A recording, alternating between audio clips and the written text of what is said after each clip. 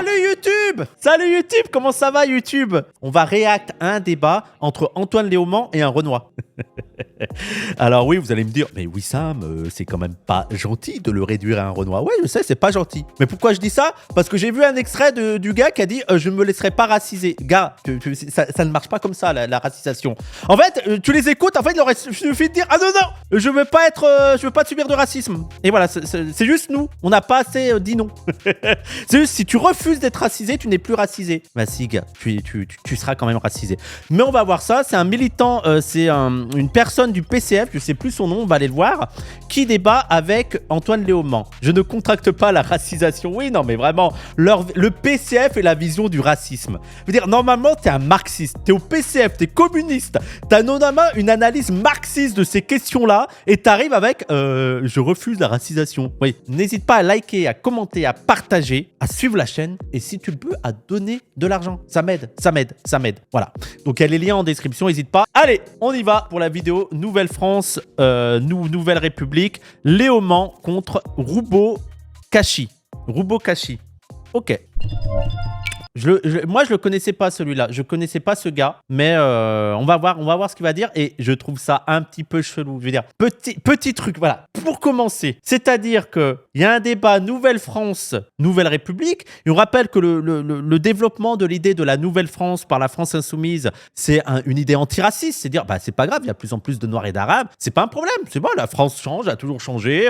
Ce sont des Français comme les autres. Si vous n'êtes pas content, bah voilà, c'est la Nouvelle-France et tout. Et donc, pour s'opposer à cette idée, à ce concept de Nouvelle-France, le PCF envoie lui. Première fois que je le vois. Mais ils envoient lui. On se demande pourquoi. On se demande pourquoi ils l'envoient lui. Ouais. Mais il refuse d'être racisé, attention. Hein. Il refuse qu'on le racise. Mais bon, PCF, ils ont décidé, il faut que toi t'y ailles.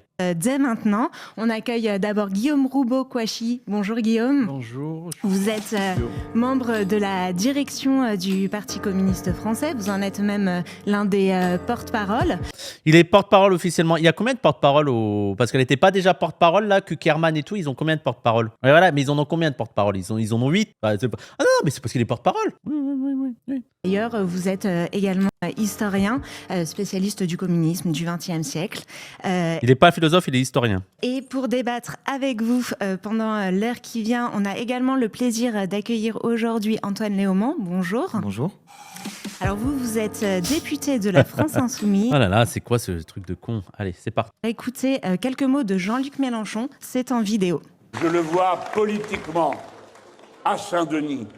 Quel goth, hein, Bagayoko. Quel goth, hein. Qu'est-ce que je l'aime bien. Quel BG, trop la classe. C'est notre Mamdani.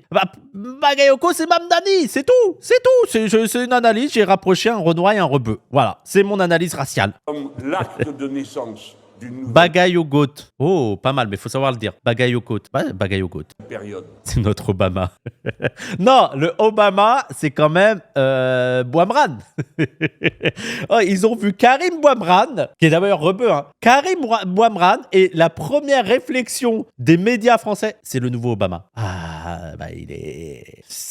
Ouais, je sais pas, je sens que c'est le Obama. Je sais pas d'où ça vient, c'est le nouveau Obama. Voici, mesdames, messieurs, la Nouvelle-France. Ce pays est à elle. Yeah. Ce sont ses enfants. Ce pays leur appartient.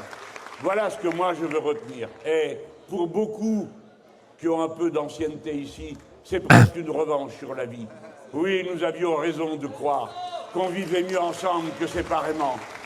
Oui, nous avions raison de penser que le tour viendrait, qui serait celui des humiliés et des opprimés qui passent dans la grande lumière de l'histoire. Quel goût, mais je peux l'écouter des heures en fait. Je m'assois et je t'écoute, Jean-Luc. Ah, mais qu'est-ce que ça fait plaisir. Qu'est-ce que j'aime. Il a une aura, il a un charisme. Les gens, oui, je suis en train de le sucer, ouais. Et c'est OK.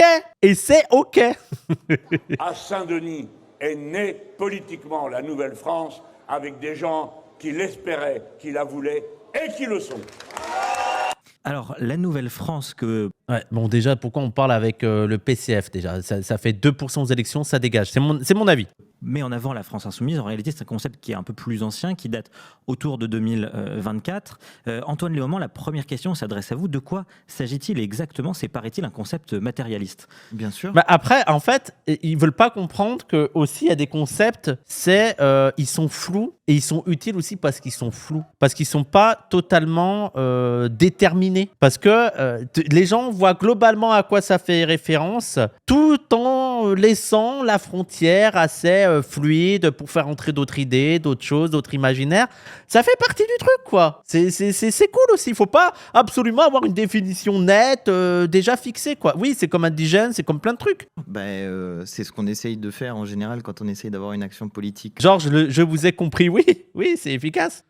Claire, on se base sur le réel tel qu'il est et on essaye de le comprendre, d'en comprendre les phénomènes, les interactions sociales.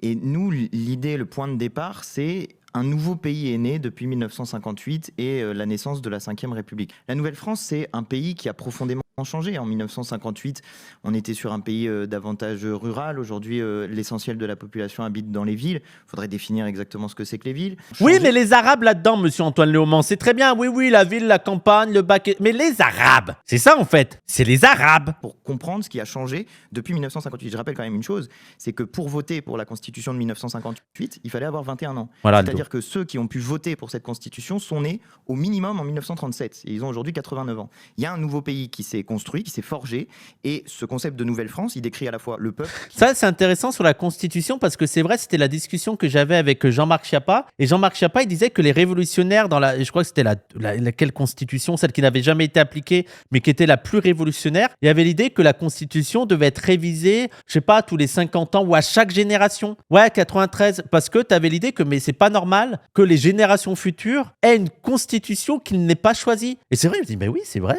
C'est révolutionnaire. De chaque génération, on revoit la constitution.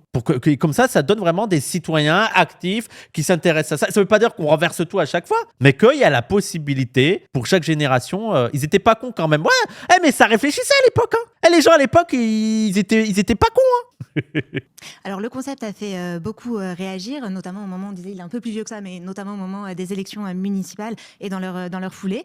Et notamment, on le disait il y a quelques minutes, le secrétaire national du parti... 25 ans, c'est une génération, une constitution tous les 25 ans, et flemme un peu, mais t'as flemme un peu parce que tu n'es pas dans une société démocratique où t'as appris à t'occuper de la vie commune, de la vie publique et tout. Et aussi, une constitution toutes les 25 ans, ça ne veut pas dire que tu changes tout dans la constitution.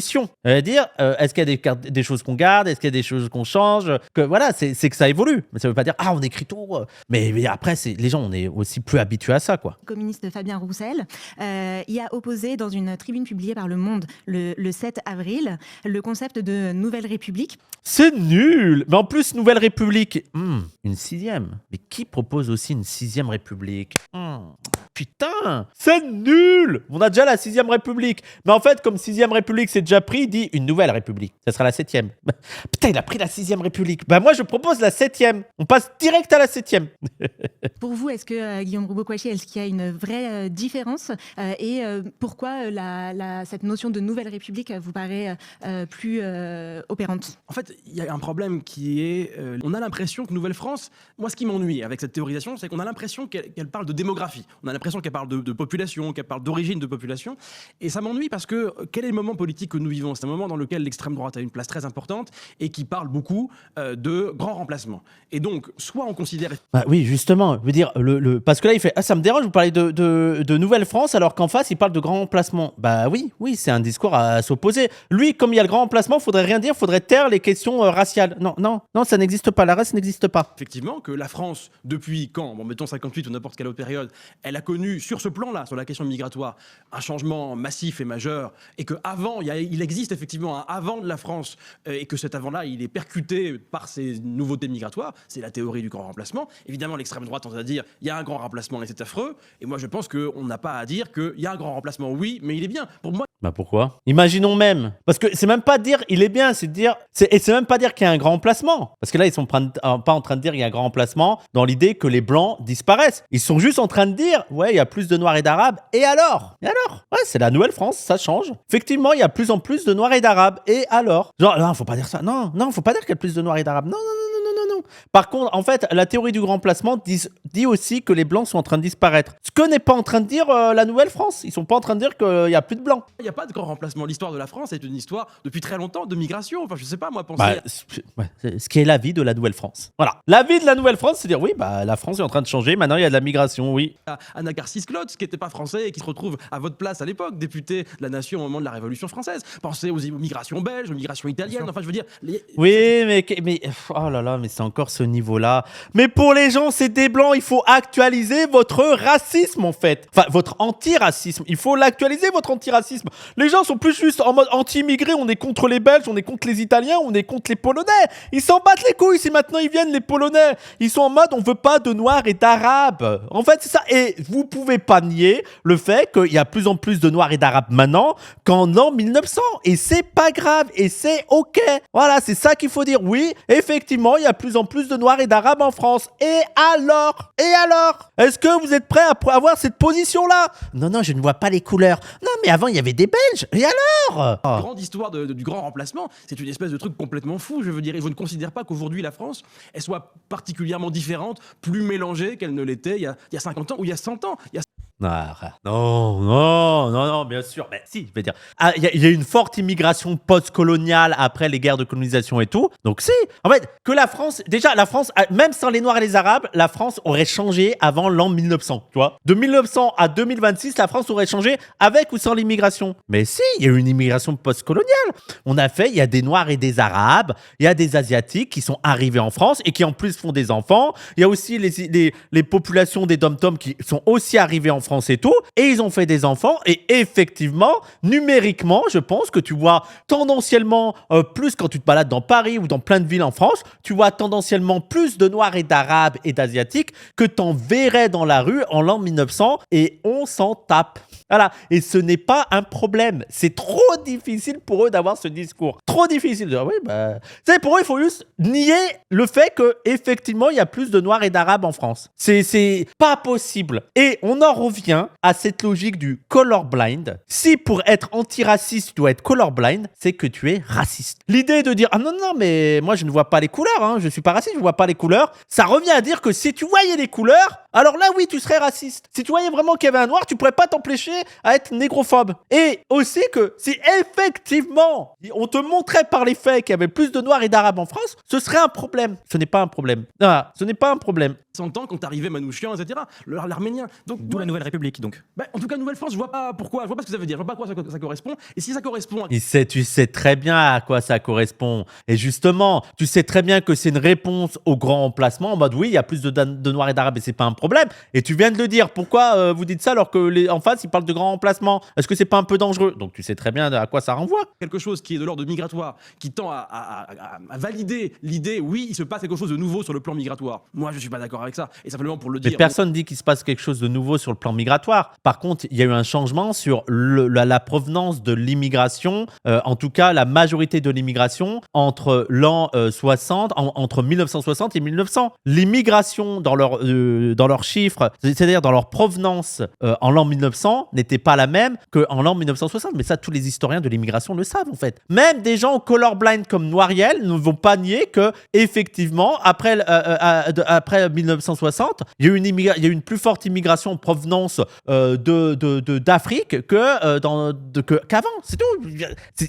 Quel est le problème? On n'est pas en train de dire qu'il y a plus d'immigrés ou moins d'immigrés. On est en train de dire que l'immigration a changé de provenance. Ce qui est un fait. Ce qui est un fait. C'est pas bien, mais dire c'est bien à la place. Moi, je suis pas pour valider ce schéma-là. En revanche, ce qui est certain, c'est que politiquement, nous, on porte une aspiration. Une aspiration qui est une aspiration à une nouvelle république. Ça, voilà, c'est vraiment fondamental. Ce qui est le cas de la France insoumise aussi, oui, une 6e république, oui. Porte-nous. Sur le plan, je commence à être un peu long, c'est ça que j'entends un petit peu.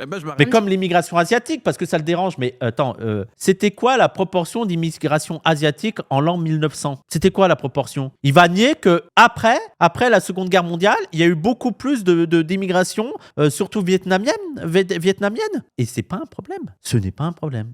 Oui, effectivement, oui. Il y a plus d'Asiatiques après la Seconde Guerre mondiale, voilà. Mais juste sur Nouvelle République, du coup, Oui. quels en sont les principaux piliers? En quelques mots, vraiment, on y reviendra après dans le détail. Bah bien sûr, ça veut dire qu'on voit bien que le monde dans lequel on vit en ce moment, il est complètement cadenassé. Il y a des problèmes de différents types. D'abord, il y a des problèmes qui sont connus depuis longtemps et qui font que nous sommes communistes. C'est ce que disait Jaurès il y a bien longtemps, que le citoyen était libre dans la cité mais serf à l'entreprise. Bah, typiquement, voilà, ça c'est une grande évolution que nous, Une grande évolution, une analyse de l'époque de Jean Jaurès. Non, mais moi j'aime bien Jean Jaurès, mais une grande évolution, dire que les ouvriers sont exploités dans leur entreprise. Oui, on le sait en fait, on le sait. travailleurs, pour que ceux qui produisent les richesses, ceux et celles qui produisent les richesses, se retrouvent en capacité de piloter, de diriger. Ils le feront bien. Non mais alors, vraiment, le PCF qui, dès qu'on parle de race, vraiment, le PCF c'est vraiment des social-démocrates mous, et dès qu'on parle de race, ça devient les plus gros révolutionnaires en mode « Ah non mais nous on parle de diriger les entreprises, il faut essayer de protéger les entreprises !» Et après on parle plus de race. Non mais je pense qu'on peut aller discuter avec le MEDEF et on peut... et voilà, c'est vraiment le truc de... Dès qu'il y a de... Non mais nous on est pour la révolution de classe. Ce n'est pas vrai. Mieux que les milliardaires qui ne pensent qu'à leur petit profit et qui saccagent pour cela les vies des travailleurs, des travailleuses et la planète. Donc il y a ces éléments-là. Et il y a évidemment... Ce qui n'est pas du tout le cas de la France insoumise. Hein. Je veux dire, quand tu parles de la Nouvelle-France, il n'y a pas aussi l'idée de classe populaire. Bien sûr que non. Non. En fait, il faut aussi comme si la Nouvelle-France ne faisait que la France insoumise ne faisait que parler de race. Est-ce que vous êtes allé voir le problème de Bagayoko? Tu vois, Bagayoko, l'une des figures de la Nouvelle-France, mais c'est pas parce que seulement il est noir, c'est aussi parce qu'il a un programme social. C'est en faveur des travailleurs et des travailleuses, comme tu dis, et des classes populaires dans leur ensemble. Hein. Non, c'est juste qu'il est noir. les éléments de liberté, d'égalité, tout ça qu'il faut faire rentrer dans un nouvel âge. C'est ça, ce projet fondamental, qui est le projet que nous portons. Mais c'est pas un projet qui est lié à des assignations identitaires. C'est nul, mais c'est quoi? Ça va être un débat on dirait les débats des années 2. Je veux dire, le PCF, ça fait 20 ans, 30 ans, qui sont toujours en mode parler de race, c'est faire des assignations identitaires, c'est bon. Mais faites évoluer votre discours. Lequel on mettrait des gens dans des petites cases, au lieu de dire c'est bien ou c'est pas bien. Moi, ça m'intéresse pas, si vous voulez, les gens sont pluriels, et puis voilà. Et il faut qu'ils soient pas discriminés par rapport à ce qu'on croit qu'ils sont, ou se dire. Bali Bagayoko, sa première adjointe, est au PCF aussi.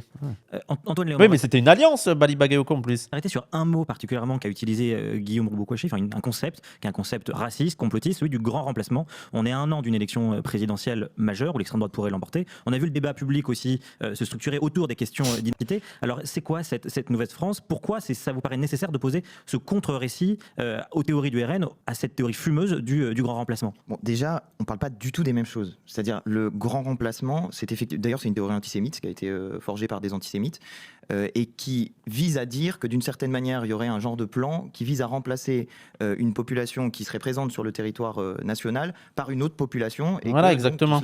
Exactement, tu as la notion que les Blancs sont en train de disparaître. Les Blancs sont remplacés et il dit aussi très bien qu'il y a une sorte d'idée réfléchie là-dedans, qu'il y a des gens qui dirigent ça, qui organisent ça pour la disparition des Blancs. Voilà, ce qui n'est pas le truc de Nouvelle-France. Nouvelle-France, c'est dire, bah non, la population française est variée, il y en a de toutes sortes, ouais. Elle n'est pas fondamentalement blanche, ça peut être un Noir est un Français, un Arabe est un Français, et que ces gens-là doivent accepter qu'il y a des mères noires. Voilà, c'est tout. S'opérerait dans une sorte de bousculade qui chasserait ceux qui étaient là avant pour les remplacer par d'autres personnes. Pardon, mais c'est pas du tout comme ça que ça fonctionne.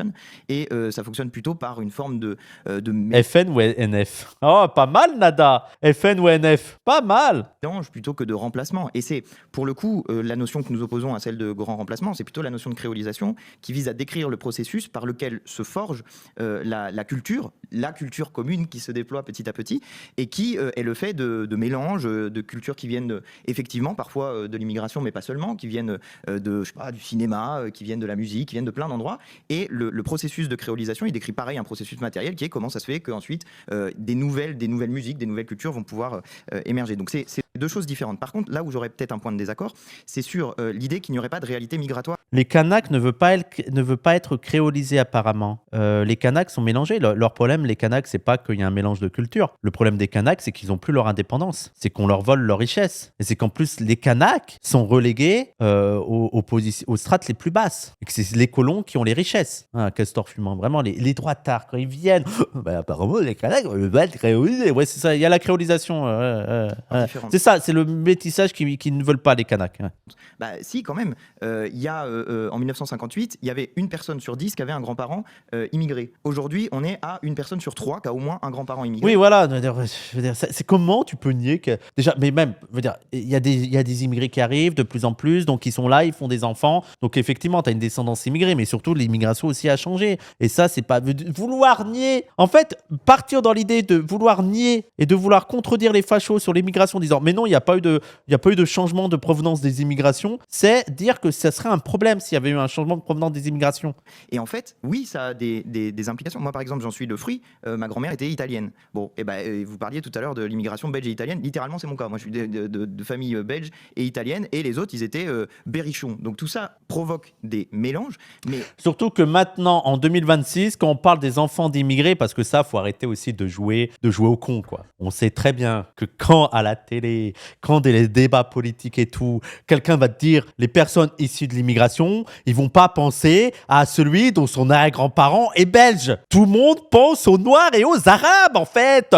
Quand ils parlent de issus de l'immigration, c'est un euphémisme pour parler des Noirs et des Arabes. Genre, on va penser à Jonathan, son arrière-grand-père était polonais. Arrêtez, c'est bon, arrêtez cette mauvaise foi. Ce que décrit le concept de Nouvelle-France, c'est pas simplement le fait qu'il y a des réalités migratoires, c'est qu'il y a de multiples réalités qu'il faut être capable de prendre en compte. Je prends un autre exemple, mais les familles monoparentales, c'était exceptionnel en 1958. Aujourd'hui, c'est devenu beaucoup plus fréquent et ça pose des réalités sociales qu'il faut être capable de comprendre et de traiter. Mais c'est intéressant ce qu'il fait Léaumont parce que lui, je sais plus le nom du gars du PCF, je suis désolé, mais il l'a attaqué en mode Nouvelle-France et identitaire et lui il dit ah non, mais l'aspect vraiment plus sur la réponse du grand remplacement, c'est la créolisation, mais Nouvelle-France, c'est pas que les Noirs et les Arabes. Hein. Pourquoi vous réduisez ça aux Noirs et aux Arabes, hein? Pourquoi vous réduisez aux Noirs et aux Arabes? Après, c'est vrai que leur livre Nouvelle-France, Nouveau Peuple, je crois que c'est ça, Nouvelle-France, Nouveau Peuple, non, leur livre édité à Amsterdam, issu de la Boétie, c'est vrai que ça ne traite pas que de la question raciale. Hein. Et effectivement aussi tout un débat sur la ville et les quartiers, il y a vraiment plein d'autres questions qui sont mises en avant. Donc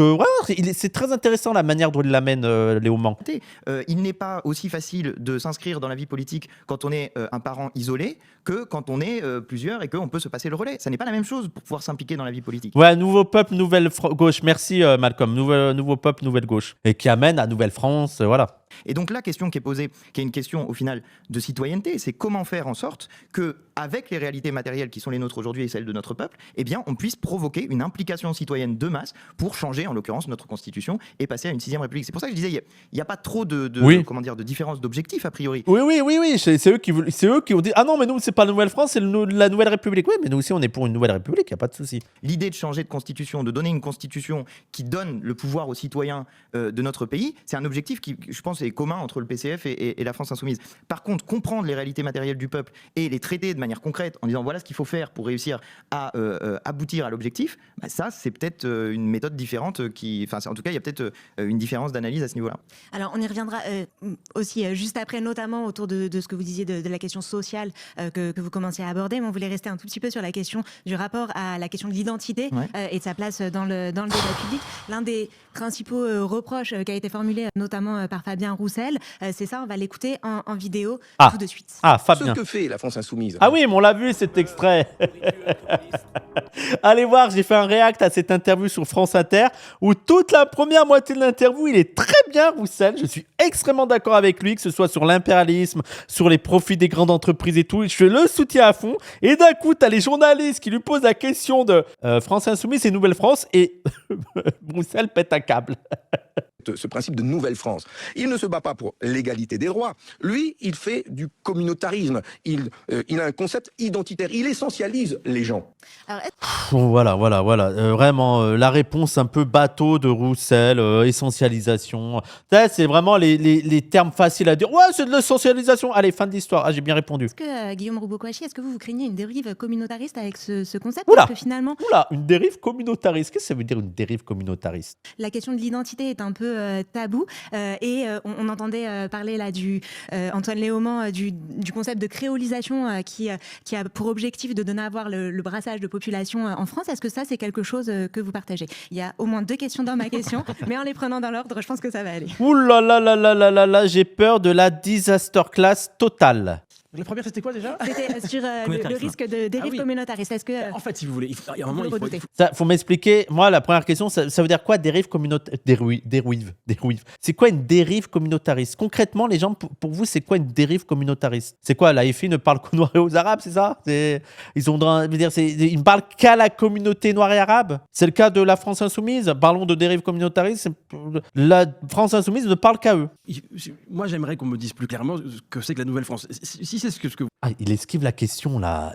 Attends, il t'a répondu quand même, Antoine Léaumont. En fait, Antoine Léaumont, il a dit « Ah, la Nouvelle-France, c'est pas seulement qu'il y ait plus de Noirs et d'Arabes, d'immigration, c'est aussi que la famille a changé. » Et c'est vrai qu'on a plus en plus, il le disait, on a plus en plus de familles monoparentales. C'est que le rapport aux médias a changé, c'est qu'il y a Internet, c'est qu'il y a énormément de choses. On est rentré dans une autre époque. On peut plus avoir les mêmes paradigmes qu'avant. Et lui, il dit « Ah non, on peut dire Nouvelle-France, c'est quand même les Noirs et les Arabes. Vous pouvez dire clairement ce que c'est la Nouvelle-France? C'est tout ça. Non, la Nouvelle-France, c'est les communautarismes, non? C'est les musulmans. C'est ça la Nouvelle-France. Hein? Non, ça c'est créolisation. Non, c'est ça la Nouvelle-France. Ouais. Vous avez dit là, mais j'arrive pas à comprendre en quoi 58 est une rupture générale et surtout matérielle. C'est une rupture de constitution de république. Enfin, la France de 58, elle est... je veux dire... Oui, non, mais moi je trouve que la date de 58, oui, non, mais tu pourrais prendre autre chose. Juste dire qu'il y a eu des changements majeurs ces dernières années et dire que les gens, la France a changé. Je veux dire, les gens les gens qui ont 70 ans, effectivement, leur France a changé. Ce n'est plus la France de quand ils étaient petits. Et c'est pas grave. Les grands changements, ils se passent en 58, d'accord, il y a un changement de constitution, ça change beaucoup de choses.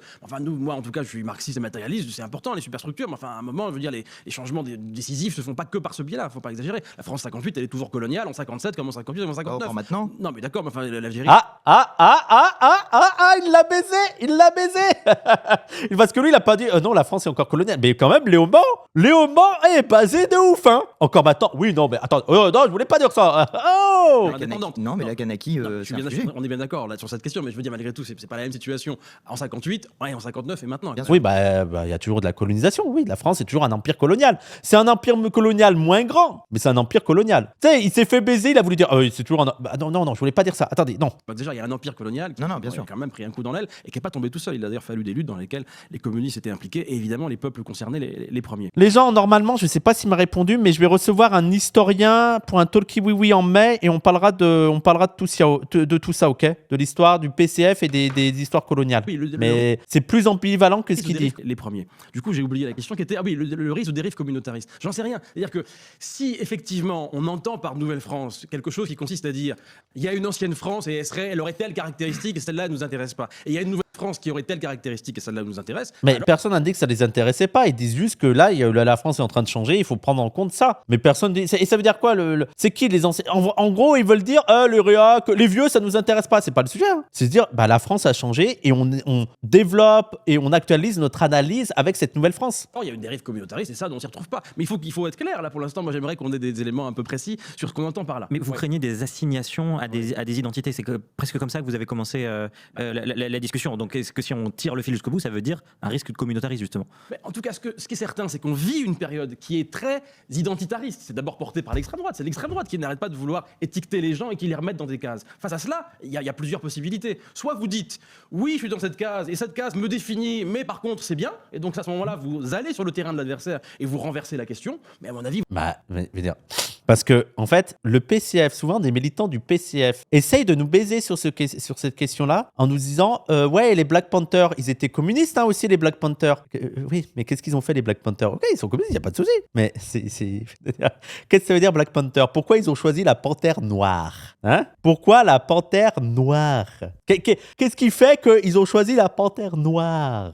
Mais vu qu'ils ont été opprimés du fait qu'ils étaient noirs, l'un des moyens de lutter, c'est c'est de reprendre cette catégorie sur laquelle ils sont opprimés et d'en faire une fierté et de lutter à partir de ça. Mais les Black Panthers, la fin du racisme, c'était pas seulement de dire « ouais, je suis noir et je suis fier ». Ça, c'est qu'un moyen de lutter. Mais la fin, c'était la fin de cette vision raciale de l'humanité. De faire en sorte que le fait d'être noir n'est plus un désavantage et une donnée quelconque comme les autres données. Que tu ne sois plus opprimé à partir de ça. Mais le début, c'est de finir l'aliénation raciale qui fait que tu as honte d'être noir, de dire non, je vais plus répondre, je vais plus répondre, comment dire, je vais plus me laisser faire sous votre oppression, je suis fier d'être noir. Et maintenant, je vais lutter pour la fin du racisme. Mais je veux dire, mais la fin, en fait, lui, il essaie de faire croire que notre but final, c'est juste, on est fier d'être arabe.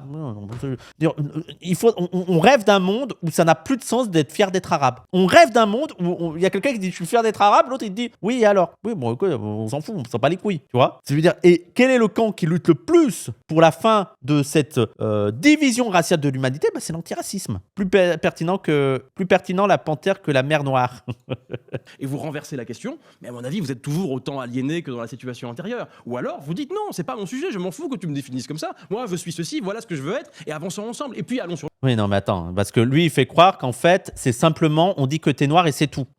En fait, la manière dont il présente le sujet, c'est que le racisme, ça dit juste, hey, t'es noir, et rien d'autre. Et il suffit de dire, non, je suis pas noir, est-ce qu'on peut continuer? Et c'est terminé. Non, mais en fait, le racisme, c'est pas seulement quelqu'un qui dit que t'es noir, c'est que quelqu'un t'exploite en raison de ta noirceur, quelqu'un te tue en raison de ta noirceur, quelqu'un t'humilie en raison de ta noirceur, et que tu dises que tu es noir ou pas, il va quand même le faire. Je veux dire, un esclave, il pourrait dire que mais attendez, mais moi je refuse d'être noir, il va quand même être esclave. Quelqu'un qui est tué par la police, il va quand même dire non, mais attendez, moi je suis pas noir. Il va dire ouais, allez, le N-word, allez, tu te retournes et il va te faire tes poches. C'est une folie. Non, mais je suis pas noir. Ouais, c'est ça, allez, je suis pas arabe. Oui, c'est ça. Allez, retourne-toi, allez, viens là, Mouloud, viens là, allez, 2-3 baffes, allez, tiens le contrôle et tout. Non, mais le PCF, il m'a dit que je devais te dire que j'étais pas noir, je refuse ça, oui. Ça, il croit que lui, ça marche contre le racisme. De dire, non. Parce que ça, c'est toujours le truc de, si on ignore le racisme n'existe plus. C'est le truc de bloquer à 20-30 ans. Non, mais les races n'existent pas, et ça suffit. Il suffirait de dire aux racistes, les races n'existent pas pour que les racistes se disent, ah mais oui, c'est vrai, mais on est bête, mais c'est un humain comme les autres. Vous avez bien vu? Mais oui, vous nous approuvez scientifiquement que les races n'existaient pas. C'est dingue. Et ça, c'est une analyse matérialiste selon eux. L'analyse matérialiste, c'est je refuse de dire que je suis noir et je ne vivrai plus le racisme. Ok. Non, c'est bien. Vous êtes marxiste, vous. C'est bien. Le fond, on va venir sur les questions de classe après, on est d'accord? Juste après. Bon, alors d'accord, je m'en tiens là pour l'instant. Et là, voilà, des marxistes orthodoxes bas du front. Il y a la question de la race, il y a la question de la classe. Les deux ne sont pas imbriqués. Il n'y a pas une liaison entre les deux. Il n'y a pas une imbrication entre la race et la classe. On n'est pas dans un capitalisme racial. On n'est pas dans un mode de production où des personnes occupent des places surexploitées, notamment en raison de leur couleur de peau, de leur nom, de leur religion. Non. Il y a d'un côté la race, il y a d'un côté la classe. Donc là, il y a votre race. Là, oui, bon, le racisme, c'est pas cool. Est-ce qu'on peut parler de classe? Non, ça n'a pas de sens. Et Antoine Léaumont, quand on a... On va parler de classe après, hein, parce que à partir du racisme, tu parles de classe. Je veux dire, les Black Panthers, parce que là, reprenons l'exemple des Black Panthers. Les Black Panthers étaient communistes, lisaient du Mao et étaient marxistes, et expliquaient à partir d'une analyse marxiste du mode de production que les Noirs étaient relégués aux postes les plus précaires, et même au lumpen prolétariat, comme vous aimez utiliser le terme. En raison de leur noirceur, ils occupaient les bases les plus strates du mode de production. Les strates les plus basses. Fabien Roussel, je vous ai entendu souffler à l'évocation du mot communautarisme. Vous vous en défendez. Expliquez-nous. Non, mais je pense qu'il y a vraiment une incompréhension. Je veux dire, qu'est-ce qui peut être moins communautariste que de renvoyer à l'idée de France? Je veux dire, ou alors on considère que la nation... Oui, je ne sais pas qu'est-ce qu'il faudrait qu'ils fassent, en fait. Mais juste pour eux, il faut juste ignorer la question. Il faut juste faire comme si ça n'existait pas. Est un processus communautariste, mais pardon, renvoyer à la Nouvelle-France, c'est parler de la nation. Il y a un sujet qui est posé sur qu'est-ce qu'est l'internationalisme ensuite, mais moi je suis aussi marxiste dans ma manière de voir les choses, et y compris dans le manifeste du Parti communiste, Marx et Engels disent que la nation est une étape pour renverser la bourgeoisie.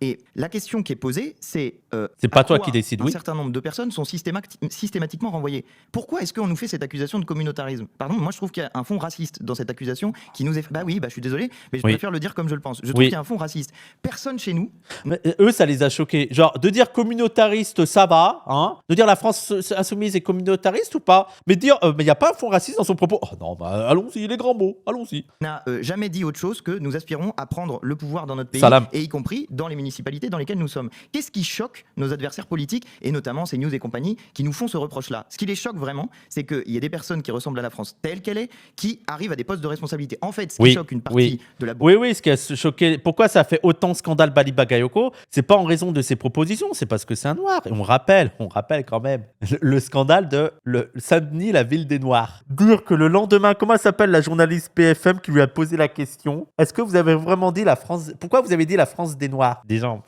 Apolline de Malherbe. Les gens, vous vous rendez compte la vision qu'elle a de Bali Bagayoko? Je veux dire, elle prend Bali Bagayoko tellement pour un teubé racialiste que pour elle, ça semblait logique, ça semblait normal qu'un maire arrive et fait « Eh, Saint-Denis, c'est la ville des Noirs !» C'est une folie. Genre de croire que... En fait, tes journalistes se disent « Non, j'ai mal entendu, c'est du mensonge, c'est une fake news. » Non, pour elle, c'était logique. Ouais, vous avez dit la ville des Noirs. Bizarre, non?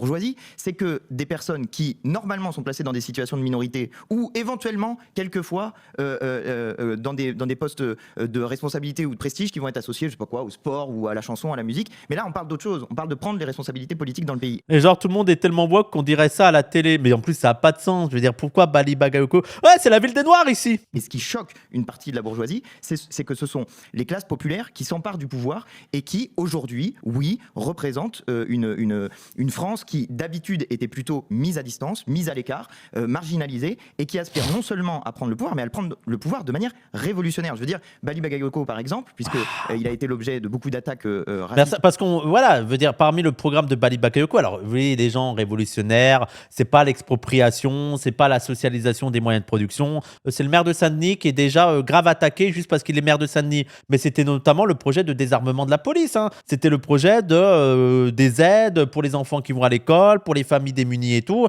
C'est quand même un programme de rupture par rapport à la logique capitaliste actuelle. En particulier, Bali, qu'est-ce qu'il défend? Il défend un programme qui est celui de la France insoumise. Je veux dire, ça choque personne quand il y a des maires qui arrivent au pouvoir et qui... Il n'a pas désarmé la police. Alors, c'est pas dans son programme, c'était pas le désarmement de la police, c'était le LBD, je crois. Il commençait par ça, d'enlever le LBD de la police. Mais les gens, il l'a pas fait au final. Est-ce que vous vous rendez compte? Est-ce que vous vous rendez compte déjà la pression de malade qui pèse sur Bali Bagayoko alors qu'il est juste maire? Maintenant, imaginez la pression sur Bali Bagayoko, toutes les attaques racistes et tout, alors que Bali Bagayoko veut enlever juste le LBD. En fait, si Bali Bagayoko a abandonné cette idée, c'est pas la faute de Bali Bagayoko. C'est que c'est nous, on n'a pas assez aidé Bali Bagayoko à pouvoir affirmer ce sujet. C'est parce qu'il y a une pression énorme des syndicats policiers, de l'État, des gouvernements, des forces politiques pour l'empêcher de faire ça et pour qu'il soit dans une position de faiblesse. En fait, quand il y a des projets comme ça qui sont abandonnés, c'est notre responsabilité à nous. C'est qu'il faut faire encore pression pour qu'ils puissent le faire. Qui vont défendre le programme du PS. Ce qui choque tout le monde, c'est qu'il y ait à la fois une arrivée dans les conseils municipaux de plein de gens qui jusqu'à présent ne s'investissaient pas forcément dans la politique ou étaient mis à l'écart des responsabilités politiques et qui aujourd'hui les prennent et pour appliquer un programme qui est un programme insoumis et révolutionnaire. Alors on n'a pas l'impression que ce soit ce qui vous choque, Guillaume. Non, et puis je voulais quand même réagir. répondre aussi sur votre deuxième question et puis répondre à ça. J'espère que quand vous dites que vous trouvez que c'est raciste, vous ne pensez pas à Fabien Roussel. Vous déjà... Ah si. Ah non, mais ça le choque. Ah si. Dire que Mélenchon est socialiste, oui. Non, mais Fabien Roussel a pas... D'ailleurs, Fabien Roussel n'a pas eu des propos racistes. Regardez, il est choqué. Oui. Si. C'est un petit racelard, Roussel. Voilà. C'est un petit racelard. C'est pas un gros racelard. C'est un petit racelard. C'était quoi, la France? Alors, il y avait le truc du RSA. Il y avait les frontières aussi. Les frontières sont des passoires ou des trucs comme ça. Ouais. Ah, vous dites qu'il est raciste. Eux, ils peuvent dire H24 qu'on est communautariste, etc. On arrive, on dit Roussel est raciste. Bah, attendez, vous allez faire quelque chose, là? Vous allez faire... C'est une honte. Frontières passoires, oui, voilà. Ah, en plus, voilà. Si. Ah ben voilà. Non, mais pardon, donc, mais... déjà que c'est Doriot, vous me direz c'est cohérent. je préfère- Doriot est raciste, au moins on sait quoi. Non, pardon, mais... Pourquoi il nous parle de Doriot? On n'a jamais dit que Roussel était Doriot. Tu sais, il y a plein de nuances de racelards, hein. Tous les racelards ne sont pas forcément des Hitler. Il y a des petits racelards, il y a des gros racelards, il y a des racelards soft, il y a des racelards durs, il y a des racelards inconscients, il y a des racelards qui travaillent sur eux-mêmes, il y a des racelards de mauvaise foi. Voilà, il y a 1000 variétés, 1000 nuances de racelards. Je préfère le dire, je trouve que l'accusation. Mais je trouve que l'accusation Ah, c'est Chikirou, pardon. Ok, je comprenais pas pourquoi. Ok. communautarisme vis-à-vis je vais vous répondre. vis-à-vis de la Nouvelle-France, je comprenais, j'avais pas vu, j'avais pas cette rêve de Chikirou et de Dorio. bien à part de CNews. Justement. Justement, je vais vous répondre rapidement là-dessus. D'abord, quand il dit Saint-Denis est né à Saint-Denis, etc., etc. Bon, quand même, moi, quand j'ai grandi à Lisieux, quand j'arrive à Bagneux, dans les Hauts-de-Seine, il y a plus de 15 ans, le secrétaire de section du Parti communiste s'appelle Golam Esmaili Pour, la première adjointe s'appelle Yasmine Boudjena, et elle était députée européenne avant que je n'arrive, et vous savez très bien qu'elle aurait pu être votre collègue, si la France Insoumise n'avait pas imposé à sa place Aurélien Saint-Toul. Donc Yasmine Boudjena, en l'occurrence à Bagneux. Par ailleurs, je rappelle aussi, on est en Seine-Saint-Denis, que Eliane Assassi, famille franco-algérienne, était présidente du groupe au Sénat. Donc si la question est de se dire, est-ce qu'il y a un parti qui, dans ce pays, s'est préoccupé de représenter le monde du travail? Ah oui. Oui. Le PCF a eu énormément de représentants noirs et arabes. Alors, par contre, que le PCF ait, par rapport à d'autres partis, et notamment par rapport à la droite, ou le Parti socialiste et tout, moins de représentants de personnes issues de l'immigration, je veux bien le croire. Mais en fait, il ne s'agit pas seulement de la représentativité. Oui, voilà, Ben Marek, lui, il est que dans la représentativité. En fait, il s'agit aussi du discours. Parce que, allez, prenons-toi, qu'un Renoir qui arrive et qui nous dise ouais, vous êtes dans le communautarisme, la Nouvelle-France, c'est n'importe quoi, faut arrêter de parler de race, faut parler de classe, ça m'enchante pas, je m'en bats les couilles. Si un blanc arrive pour avoir le discours du gauchiste, si un noir arrive pour avoir le discours du gauchiste blanc, ce n'est pas une victoire, je m'en bats les couilles. Je m'en bats les couilles. Nous, la Nouvelle-France, c'est aussi un autre discours qui est porté, un discours qui est profondément antiraciste, qui est profondément décolonial, qui est profondément anti-impérialiste. C'est ça qu'on veut. C'est pas juste des noirs et des arabes. Oui, il y a des noirs et des arabes qui vont défendre le RN. Qu'est-ce que je m'en tape? De la création tel qu'il est, il y en a un, je peux vous le dire, il existe depuis longtemps et il n'est pas né il y a 6 mois, ni il y a quelques années. Moi, je le dis comme ça. Non, mais je préfère le dire parce qu'on se dit que ce que l'extrême droite porte, c'est que la grande question que nous vivons, elle est migratoire et démographique. Moi, je ne suis pas pour considérer que ces questions n'existent pas, sont nulles, qu'il ne faille pas les traiter. Il faut les traiter surtout quand elles empêchent les individus concernés d'avoir accès à la liberté, à l'égalité. Je rappelle que ton gars, Fabien Roussel, a parlé de de frontières passoires ou de passoires migratoires ou un truc comme ça. Bon, voilà, viens pas accuser la FI de rouler sur les plates-bandes de l'extrême droite avec les questions de migration et tout, alors que bon, hein. Et la France il parlait aussi de la France RSA ou des choses comme ça, gars. Hein. Il faut les traiter surtout quand elles empêchent les individus concernés d'avoir accès à la liberté, à l'égalité et à l'ensemble des droits auxquels ils ont droit comme n'importe quel être humain. Mais en revanche, il me semble que ça ne doit pas nous détourner de la question de classe à un moment. Oh là là, mais c'est bon. Oh là là, non mais c'est bon, cette division race, classe, si tu parles d'immigration. En fait, quand tu parles d'immigration, tu parles aussi de classe, en fait.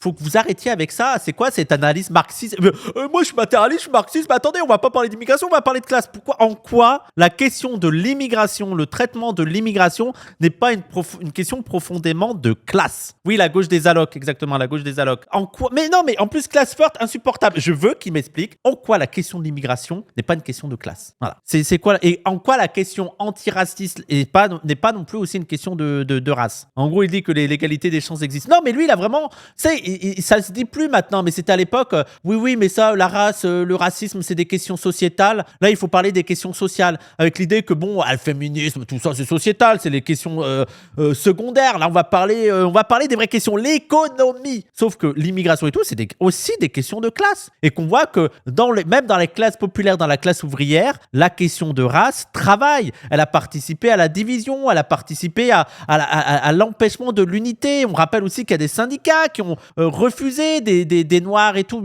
et qu'il y a aussi une stratification raciale au sein de la classe ouvrière. Mais ça, les études sociologiques, ça fait depuis les années 70. Les OS et tout. C'est fou. Ou un autre sur lequel il va falloir aller quand même. Non, la classe, c'est les ouvriers. Oui, il n'y a pas de division raciale des ouvriers. Il n'y a pas un traitement racial des ouvriers, tu vois. Non.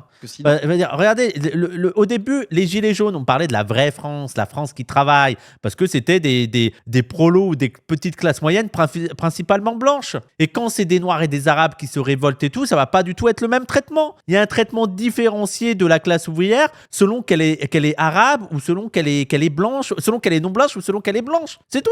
Bon, si vous voulez, on touche pas au cœur de la machine capitaliste. Et donc, bon... Ouais, parce que, voilà, il y a le capitalisme, mais côté, il y a le racisme. Il y a les sujets secondaires, et d'ailleurs, il n'oserait pas tenir cette ligne-là sur la question du genre et du féminisme. Je veux dire, aujourd'hui, en 2026, le PCF n'oserait plus, et encore heureux, n'oserait plus dire « Ah non, non, mais votre question de féminisme, on peut parler de classe ?» Est-ce que vous avez déjà entendu parler de ça? Est-ce que ça fait combien de temps qu'on n'a pas entendu quelqu'un à gauche dire « Ah non, non, mais vos questions féministes, on peut revenir sur la classe ?» Alors que sur la race, bon, on peut encore le faire. Sur le racisme, on peut encore faire « Oui, oui, c'est très bien, immigration, tout ça, on peut parler de classe. » C'est une folie. C'est une folie. Sympathique, mais voilà. Bien sympathique, voilà, c'est sympathique, hein, votre question de noir et d'arabe, on peut parler de capitalisme. Mais ferme ta gueule, qu'est-ce que tu connais les gens? Tu sais, il vient là avec son petit sourire, moi je suis un vrai marxiste, mais t'es à la rue, t'es un trou du cul à la rue. Je parle vraiment de classe. Voilà, les gens, c'est tellement dépassé dans toutes les analyses marxistes, même ceux qui étaient un peu réticents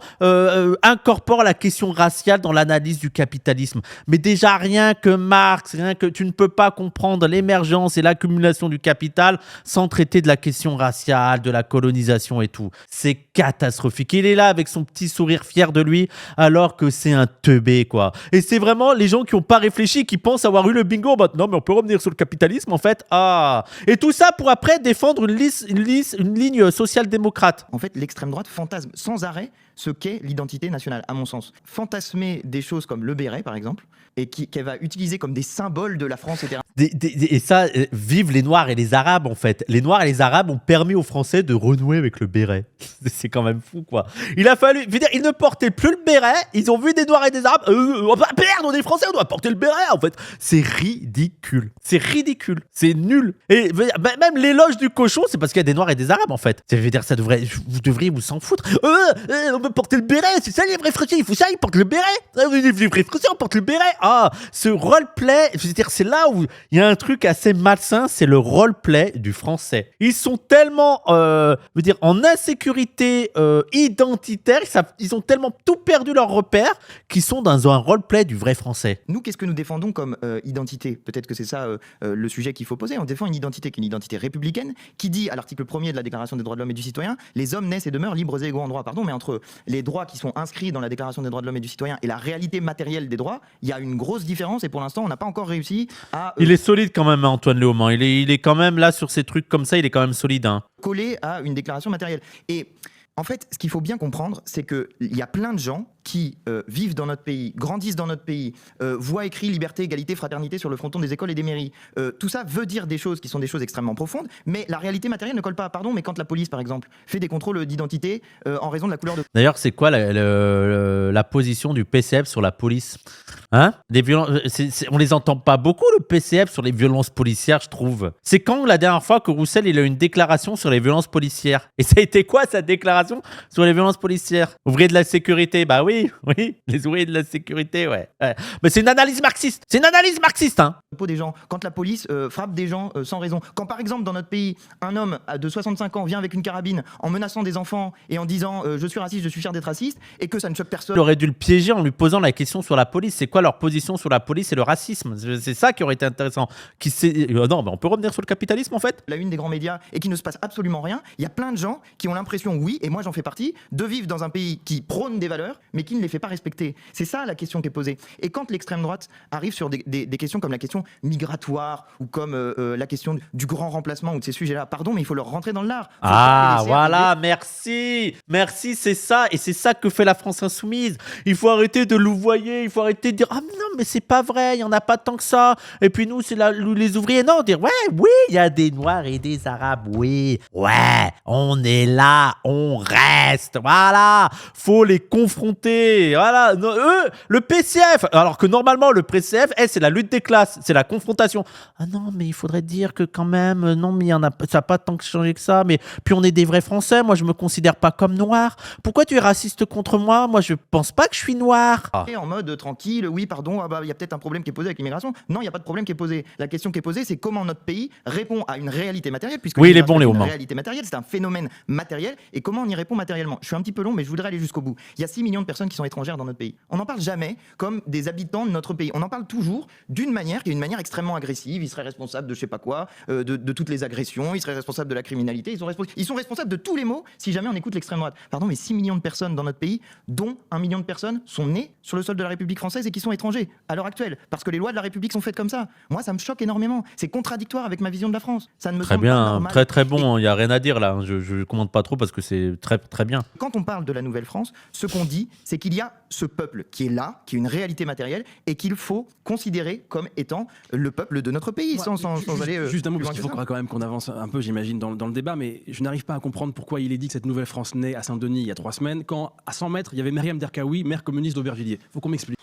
Oh là là. Et nous, en fait, nous aussi, on est des Noirs et des Arabes, oui, mais vous avez un discours profondément intégrationniste, en fait. La Nouvelle-France, c'est pas seulement qu'il y a un... En fait, il veut pas comprendre que la Nouvelle-France, c'est pas seulement qu'il y a un Noir et un Arabe. La Nouvelle-France, c'est des gens qui sont fiers de ça, tout en étant français, en fait. Toi, tu es en mode, pourquoi je devrais être fier d'être noir? Mais eux, ils sont en mode, ouais, je suis noir, ouais, et ben pourtant, je suis aussi français, je suis révolutionnaire, je suis ci, je suis ça, et j'ai une fierté, et je ne vais pas me cacher. Ah, et je suis antiraciste, et j'emmerde l'extrême droite. C'est ça, la Nouvelle-France. Ce que vous ne faites pas, vous. Et qu'à un moment, pourquoi Myriam on est Derkaoui, insoumis, c'est pas la Nouvelle-France qui naît, mais en revanche, un insoumis Mais- qui est à Saint-Denis, c'est la Nouvelle-France Pardon, qui naît. mais Moi, je comprends il pas. me semble que pour le coup, en Seine-Saint-Denis, Ouais. la France Insoumise et le Parti communiste, on a travaillé ensemble. Donc évidemment que c'est la Nouvelle-France qui est en train de naître politiquement, particulièrement en Seine-Saint-Denis, où justement on a réussi. Peut-être qu'il avait oublié qu'il y avait le... Ah oui, merde. Ah oui, on avait... Non, mais pourquoi pas nous, en fait? Pourquoi pas moi? Je pense, moi c'est la formule. C'est juste un seumard, mais Roussel aussi, hein, c'était un seumard. Hein. Ils ont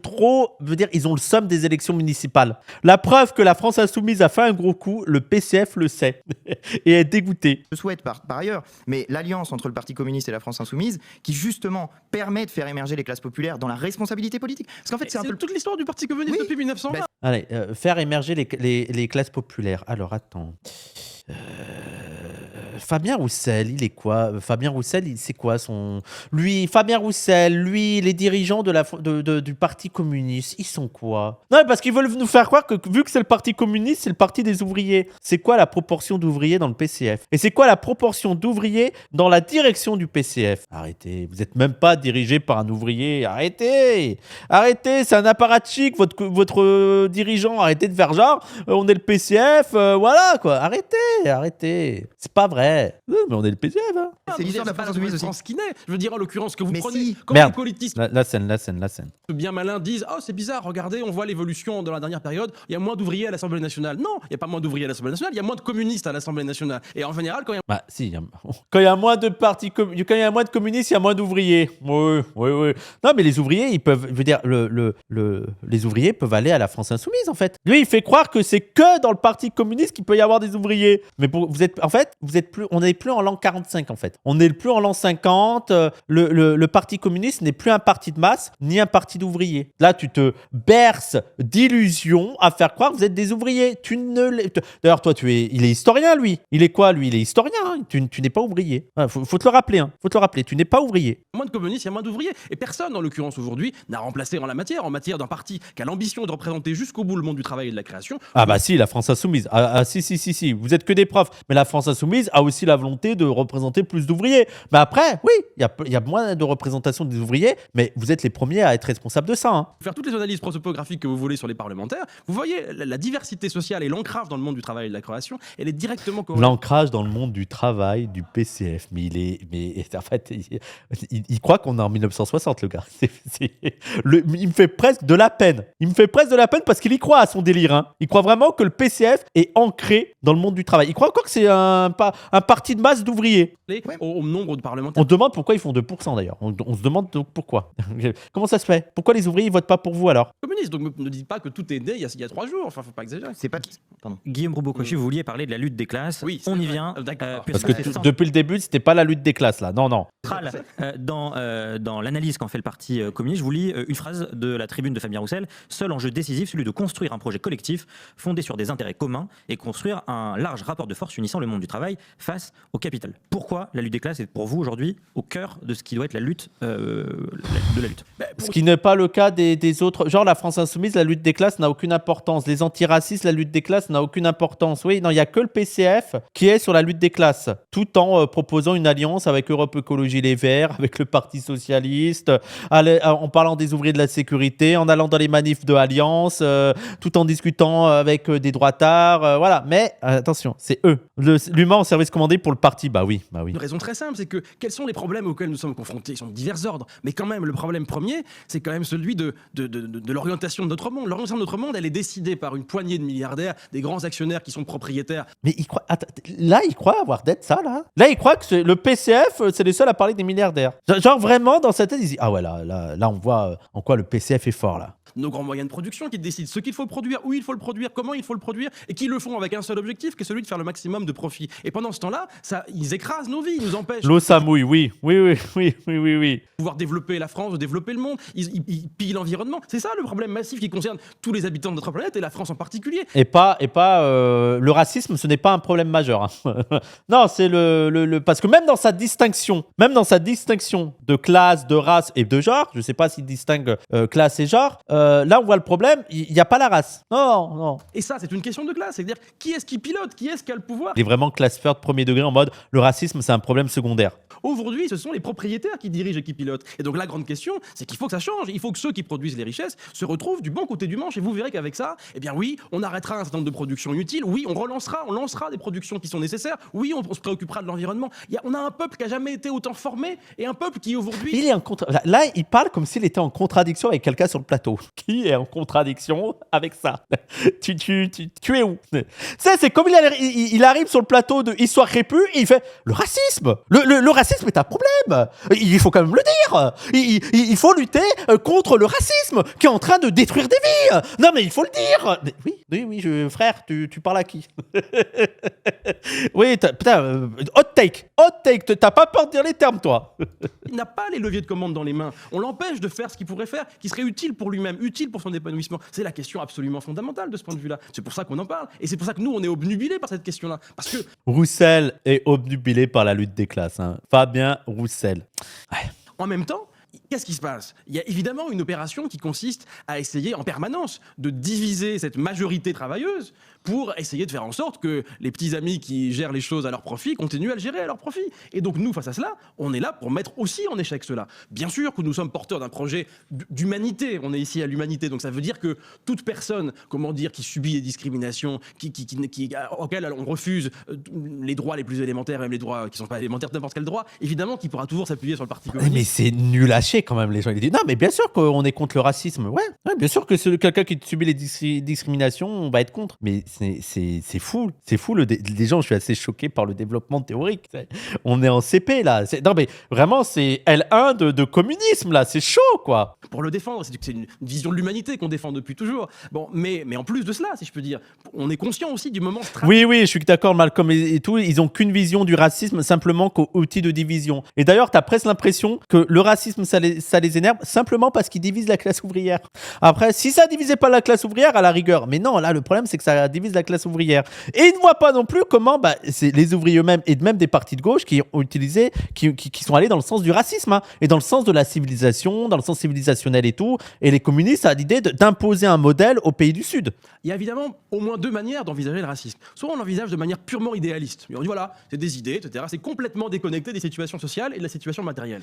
Dixit, celui qui dit qu'il refuse d'être racisé. Hein? Je crois qu'il va le redire plus tard. Il est en mode, ah non, ceux qui les dénotent, alors qu'il est, quand il dit je refuse d'être racisé, il est dans une position idéaliste.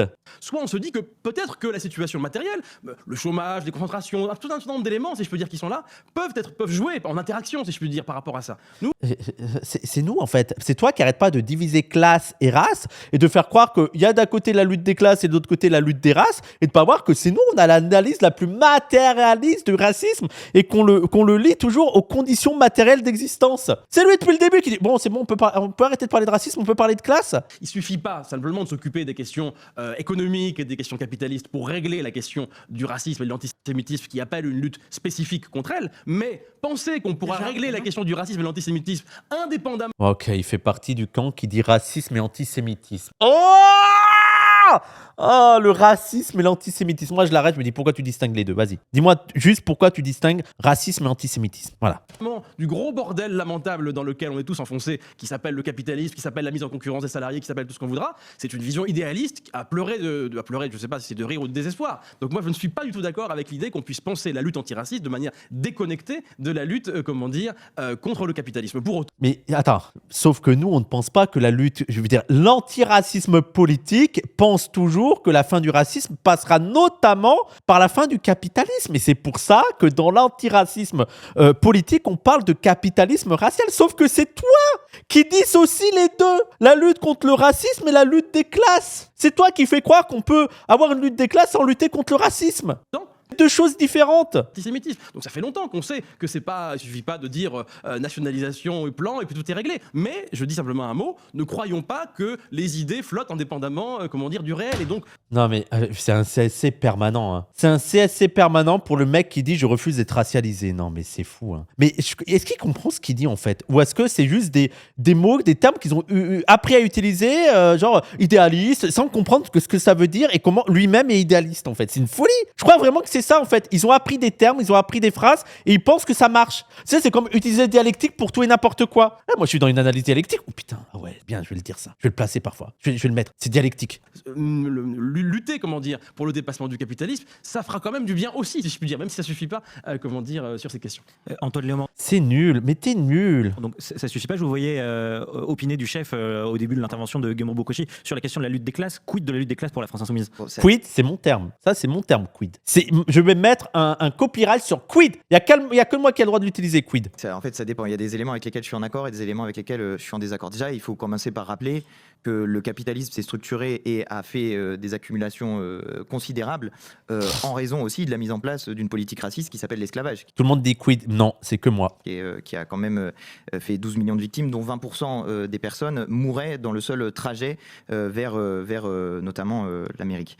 Mais le capitalisme a besoin, dans la phase dans laquelle il est, de structure, justement de cliver, de faire des lignes de fracture. Et c'est pour ça que les capitalistes du genre de Bolloré ont acheté des médias pour essayer de faire rentrer dans la tête des gens que la grande question du moment, c'est une question de clivage à l'intérieur de la population.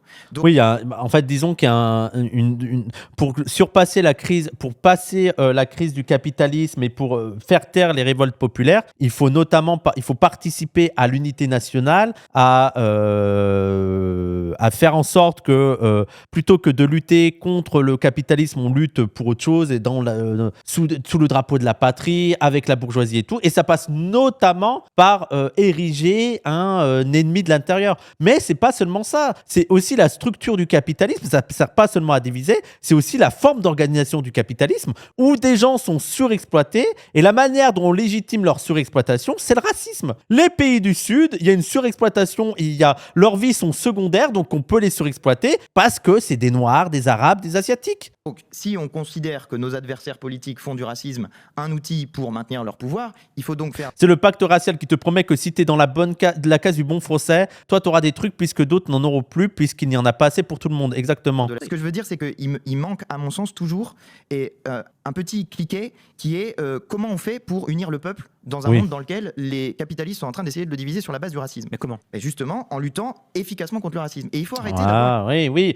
En fait, le problème, la différence entre la France Insoumise et le PCF, c'est que le PCF, face au racisme, ils sont en mode « Ah non, n'en parle pas, on préfère parler de lutte des classes », comme s'il n'y avait aucun lien entre les deux. Et la France Insoumise, ils disent « Ah, mais pour pouvoir parvenir à une lutte des classes, il faut aussi parler de racisme, parce que ça en fait partie. » Eux, ils prennent en compte la question raciale et ils l'affrontent à la France Insoumise. Au PCF, ils l'ignorent. Ah non, mais c'est pas... Nous, on n'est pas raciste, juste... Notre antiracisme, c'est de ne pas parler de racisme. Une vision purement morale de la question du racisme. C'est pas juste une question morale. Bien sûr qu'il y a des gens qui sont activement racistes, qui en font un objet. Le type qui va avec sa carabine et qui dit je suis raciste et qui menace des gamins parce qu'ils n'ont pas la bonne couleur de peau. Mais là, il faut des sanctions qui sont des sanctions exemplaires. Le type, il sait ce qu'il fait et clairement, il est objectivement raciste. Mais le racisme est un système de domination qui s'insinue dans chaque espace de la société. Et je vais aller plus loin. Il y a des personnes de gauche. Ça, c'est la différence. Antoine Léaumont, on rappelle que c'est quand même quelqu'un qui vient du centre. Hein. C'est quand même quelqu'un qui vient de Bayrou. La différence entre Antoine Léaumont et l'autre, j'ai toujours pas son nom, je suis désolé, c'est que Antoine Léaumont a travaillé le sujet. Antoine Léaumont est allé allé lire. Antoine Léaumont est allé discuter. Antoine Léaumont a participé à des discussions avec l'antiracisme politique. Là, c'est pas genre juste quelqu'un qui est instinctivement antiraciste, c'est qu'il s'est aussi formé, quoi. Il s'est intéressé sérieusement avec respect. Et avec respect, ça veut pas dire être dominé. Avec respect, c'est d'égal à égal aux théories antiracistes. Il est venu, que ce soit chez nous ou sur d'autres plateaux ou sur d'autres lectures, en me disant putain, mais j'ai aussi des choses à apprendre là-dessus. Il y a des choses à échanger. Guillaume Roubaud-Kouachi, merci. Merci Roubaud-Kouachi. Comment est-ce qu'on veut obtenir l'union des classes populaires si jamais à l'intérieur des classes populaires, il y a des gens qui disent moi j'ai droit à des droits supérieurs parce que je suis né là, ma famille est là depuis plusieurs générations et que toi ta famille est arrivée après. Comment on fait matériellement? Ouais, parce qu'on rappelle, il va peut-être pas le dire, il va peut-être pas le rappeler, comment il s'appelle, Roubaud-Kouachi ou Kachi, mais le PCF c'est aussi Marchais qui est anti-immigration. C'est bizarre qu'il rappelle pas cette histoire-là, hein, et qui a aussi été, qui a viré des travailleurs sans papier, là, qui avait détruit des bâtiments. C'était quoi, les foyers Sonacotra, non? C'était quoi comme foyer que le PCF s'était attaqué et tout, voilà. On peut rappeler cette histoire, hein, la lutte le parti qui a toute sa vie lutté contre l'antiracisme, les foyers à Villejuif, ouais. Bizarrement, il le rappelle pas, ça, hein. Un certain nombre d'emplois de mots qui ont émergé. Je pense notamment à la question, à l'usage du mot racisé, que d'ailleurs Bali Bagayoko refuse d'employer. Et oui, moi, en fait, racisé, juste aussi, à racisé, il y a un truc un peu que je trouve un peu moins, mais ça, c'est vraiment des subjectivités, c'est des impressions et tout. Il y a un truc un peu plus, passif dans le terme racisé, tu vois. Après, c'est toujours les débats de Golemont sur les termes à choisir et parfois je suis en mode c'est bon, c'est comme islamophobie et tout, c'est bon. Allez, utilise pas racisé, utilise blanc, utilise racisé si tu veux. Bref, tant qu'on comprend qu'il y a des blancs et qu'il y a des non-blancs, moi ça me va. D'employer, qu'est-ce que vous en pensez, Guillaume Roubaud-Kouachi? Alors, je vais vous répondre juste un tout petit mot, parce que sur votre question qui était comment unir le monde du travail et de la création, oui, c'est ce que j'ai dit. C'est fou ce truc du monde du travail et de la création. Mais ça doit être une note au sein du PCF, on doit plus dire seulement le monde du travail, on doit dire le monde du travail et de la création. C'est dingue qu'ils mettent un point d'honneur à rajouter ça. Ça passe stratégiquement par la mise en échec de la stratégie déployée pour le diviser, donc notamment par une lutte contre le racisme et l'antisémitisme. Ça, c'était absolument évident si on veut rassembler le monde du travail et de la création. Et le racisme, c'est fou. J'ajoute un mot aussi, c'est aussi mettre en avant ce qui l'unit matériellement, parce que quand même... Mais c'est ça, je ne comprends pas qui veut inclure, qui n'était pas inclus dans les travailleurs. Je sais pas. On a vécu des périodes, il n'y a pas très longtemps, de grandes mobilisations qui font sauter, comment dire, ce genre de plaisanterie. Ça s'appelle la mobilisation contre la réforme des retraites, par exemple. Je veux dire, quand on met en avant les questions de classe, parfois, il arrive quand même qu'on rencontre la classe à laquelle on s'adresse. Et je pense que c'est aussi important de l'avoir ça en tête. Est-ce qu'on la rencontre dans toute sa diversité? Quand même, la mobilisation de la réforme des retraites, quand même, moi je veux bien. Mais vous si aviez on me dit l'impression que les quartiers Mais populaires... pourquoi il oppose les deux? Oui, mais dire la retraite, ça concerne tout le monde. Après, tout le monde ne va pas à la retraite de la même manière et il y a des différences selon les classes. Je veux dire, allez, le monde de la retraite. Monsieur Roubaud-Kouachi. Ok, le monde de la retraite, ça concerne tout le monde. Sauf que tous les gens ne sont pas égalitaires face à la retraite. Et ils ne sont pas égalitaires selon leur classe, selon leur position de classe, mais aussi selon leur race. Il y a une étude qui montrait que, je sais pas si quelqu'un peut me la renvoyer, c'était une étude qui a été publiée sur Le Monde, mais qui montrait que les Arabes, les hommes arabes, mouraient plus jeunes que les autres hommes en France. Et oui, les travailleurs sans papier, mais bref, je veux dire, il y avait une étude qui a montré ça, c'est sur Le Monde, si quelqu'un peut la retrouver, mais les hommes arabes en France mouraient plus jeunes que les autres hommes. Et je pense que tu pourrais retrouver des enquêtes similaires avec les hommes noirs. Et donc, il y a une inégalité même dans la vie, selon pas seulement ta place dans la classe en forme abstraction sans compter la race, mais aussi selon ta catégorie raciale. Le sucre est dans le thé. Non, c'est manifestation. Écoutez, moi en tout cas, ils ont fait ça dépend lesquels, on peut nuancer. Moi je suis pas sociologue. Bah attendez les gens, je vais vous retrouver l'enquête parce que personne veut travailler. Voilà, tout accepté. Elle est là. Si vous voulez aller voir, vous pouvez aller voir. Les enfants nés en France d'immigrés nord-africains meurent plus tôt, révèle une étude. J'ai pas fait des analyses dans le détail, on verra dans 10 ans quand il y aura eu 3 thèses sur le sujet. Mais pour l'instant, moi en tout cas, j'ai vu que la mobilisation très large, qui a touché très massivement. Alors oui, il y a des endroits qui sont plus indiqués que d'autres et qui étaient plus présents. Mais bon, faut pas exagérer quand même. Enfin, puis avec quoi vous allez le comparer? Et c'est bizarre parce qu'il parle du mouvement retraite qui a beaucoup mobilisé. Oui, je suis d'accord. Mais quand est-ce que les jeunes se sont aussi beaucoup mobilisés? Bah, il y a Naël, il y a aussi la manif contre l'islamophobie et il y a le comité Adama. Pourquoi ils les notent pas aussi comme exemple de mobilisation? Et ça a aussi mobilisé beaucoup les classes populaires et les jeunes et tout, en raison du combat antiraciste. Oui, voilà, pourquoi tu t'en parles pas? À la mort de Naël, il y a eu des mobilisations Ah sociales. bah putain, mais en fait, Bon, bah, on est connecté avec Antoine. Vous avez vu comment on est connecté avec Antoine? C'est fou. Et je vous jure que j'avais pas regardé l'émission avant. Wallah que j'avais pas regardé. Mais on est connecté. On est connecté. Moi, j'ai juste vu l'extrait sur Twitter de lui qui dit qu'il veut pas être racisé. Et des mobilisations populaires de masse qui se sont faites dans des cadres dont certains ont comment ils appelaient ça, l'émeute. Voilà. Pardon, mais la lutte contre un pouvoir exécutif jugé autoritaire et arbitraire qui tue des gens, c'est une lutte profondément républicaine et française. Et pourtant, personne ne les a lus de cette manière-là, sans doute à part nous qui avons dit qu'on n'appelait pas au calme mais à la justice. Mais Oui, il y a que eux qui ont été radicaux et qui ont été justes sur la question de Naël. Le PCF, c'était quoi la position de PCF sur l'affaire Naël? Vous avez fait quoi le PCF? Dis-moi. C'est quoi la déclaration de Roussel vis-à-vis de l'affaire de Naël? de cette manière-là, sans doute à part nous qui avons dit Ah bah oui. Ah, bah, sauvez-moi les gars. Ah, il dit il y a que. Vous avez fait quoi le PCF? pas au calme mais à la justice. Mais mais pardon, moi je considère que ça fait partie de l'histoire révolutionnaire du peuple Non, mais français. pourquoi vous dites à part nous? Pourquoi vous dites à part vous? Enfin, qui était le maire de Ben, Nanterre? Il n'était pas insoumis, que je Non, vous c'est savez pas que le. Non mais c'est une folie. Il était non, il était dans les c'est pas- manifestations. mais oui, mais Qui était dans les manifestations? Non, mais il y a des militants PCF qui étaient dans la manifestation. Ok, oui, bah oui, certainement. Qu'il y a des militants PCF qui sont contre les violences policières. Mais quelle est la position officielle du PCF? Quels ont été les propos de votre représentant? Rien. Que dalle. Rien. très bien d'être dans les manifestations. Justement, moi ce que je dis, et j'étais pas en train d'attaquer le Ah, Parti non, communiste. vous dites à part nous. Oui, mais si tu peux. Antoine. Mais non, mais je dis à part nous parce que pardon, j'ai pas eu l'impression que sur l'ensemble de la sphère politique, peut-être que j'ai manqué des prises de parole du PCF. Bah oui, Fabien, il était sur- là, moi, sur j'étais ce là, su- et Fabien. sur- Non, mais une fois qu'il y a eu les manifs et tout, on a été là. Hein. Ouais, vous avez pas pris de position claire. Vraiment, c'est trop facile. On dit rien, on se tait, on va juste à la manif et on était là. Hein. Mais d'ailleurs, on publie pas qu'on y est, mais juste non, mais j'avais des amis à moi qui étaient, donc voilà. sur ce sujet, mais il y a une différence entre dire on n'est pas d'accord avec ce qui s'est passé et dire oui, j'appelle au calme, il faut se calmer, etc. Voilà. etc. Voilà, Ce sont des mobilisations exactement. qui sont des mobilisations contre un pouvoir jugé, un pouvoir exécutif jugé arbitraire. Et ce pouvoir exécutif jugé arbitraire, si la situation s'enflamme de cette manière-là, c'est parce que ça n'est pas une fois, c'est plusieurs fois que c'est arrivé que des personnes se fassent tuer par la police et que par ailleurs, dans un grand nombre de situations, Faudrait qu'il lui demande c'est quoi leur position par rapport à ça. Officiellement, c'est quoi la position du PCF sur ces crimes policiers? les gens vivent On les entend pas, hein. le rapport à la police dans un rapport qui est un rapport arbitraire. C'est des luttes qui sont profondément... En fait, c'est littéralement des luttes qui sont ancrées dans l'histoire de la Révolution française. Voilà, le PCF, il est rouillé de ouf. Je pense que c'est la meilleure.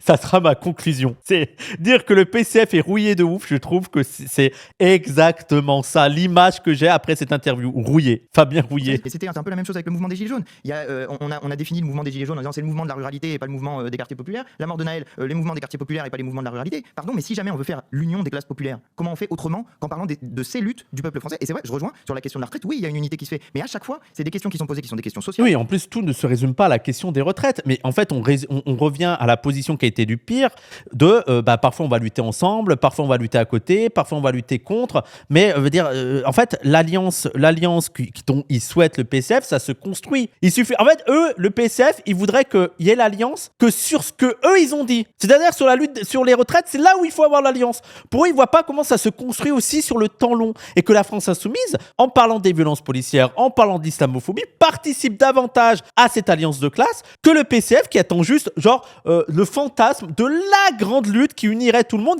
mais sans rien faire eux, sans se positionner sur la police, sans se positionner sur l'islamophobie, sans se positionner sur le racisme et tout. Non, juste, il y aura la grande lutte, il y aura le grand soir où tout le monde sera uni. Mais ça marche pas comme ça en fait. Ou des questions de droits démocratiques qui sont posées dans ces mobilisations. Ce qu'il faut réussir à faire, à mon avis en tout cas, c'est de réussir à unifier ces luttes, à les faire converger dans une même direction et de pas en laisser une partie de côté parce qu'ils nous plaisent pas tout à fait ou l'autre. Et la convergence, ça ne se déclare pas, ça se construit. Parce que c'était il y a 10 ans, on avait ce délire, appel à la convergence. Ouais, non, mais ça se construit petit à petit en fait. Que des Noirs et des Arabes soient touchés par la grâce de la lutte des classes pour exorciser la fausse conscience et voir la lumière de la chapelle du PCF. Oui, c'est exactement ça, Chante. Côté parce qu'ils nous plaisent pas tout à fait. Voilà. J'ai été vérifié, Fabien Roussel, après la mort de Naël, sa réaction c'était littéralement « Je me désolidarise des propos de Jean-Luc Mélenchon ». C'est vrai, Corilis. Waouh.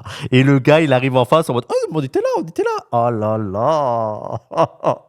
Oh là là. » On essaye de faire et souvent Fabien la réalité Roussel. matérielle et humaine percute. C'est trop facile après de dire « Ah non, on était là. Hein. » Plan de bataille préétabli, mais il faut être capable capable de voir ce qui se passe dans notre pays et d'y participer de manière utile pour Vous les parlez de la mobilisations. convergence des luttes, hein, vous pourrez réagir, Guillaume Roubou-Kouachi, si vous le souhaitez, mais vous parlez Plus de convergence, précisément, je me désolidarise totalement des propos de Jean-Luc Mélenchon et de certains de ses députés qui ont refusé d'appeler au calme et qui ont légitimé cette violence en disant c'est normal, c'est une révolte. Non mais allez, ça dégage Roussel, ça dégage. Je vais marcher avec retard, mais je vais quand même répondre à votre question d'avant parce que vous me l'aviez posée. Mais je vais vous répondre. Non, mais juste en 2 mots.